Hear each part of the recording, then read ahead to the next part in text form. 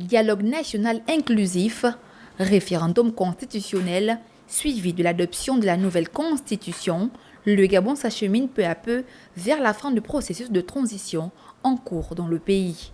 Avant les élections présidentielles et législatives qui viendront mettre un terme à la transition, le pays est actuellement en phase de révision de son code électoral. Toutefois, quelques dysfonctionnements ont été observés par certains acteurs politiques. En termes de durée de mandat, le mandat était de 7 ans, ça a été révisé en 2023, qui est passé de 5 à 7 ans en 2023. Il y a les conditions d'éligibilité du président.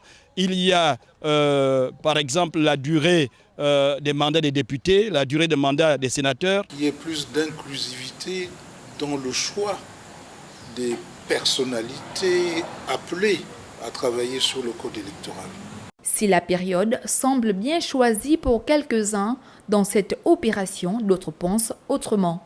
Le fait qu'on ouvre les listes électorales pour la révision des listes électorales, donc 2 jours, soit à mon sens un peu incohérent avec le fait qu'on n'ait pas encore entériné et adopté la loi électorale, parce qu'on ne peut pas lancer la révision de la liste électorale alors qu'il n'y a aucune loi qui fonde cette révision. On aurait d'abord entériné la loi pour après lancer la liste électorale. Mais je crois que les hommes politiques de notre pays, je voudrais dire aux Gabonais d'essayer de faire confiance en espérant qu'ils sauront se ressaisir.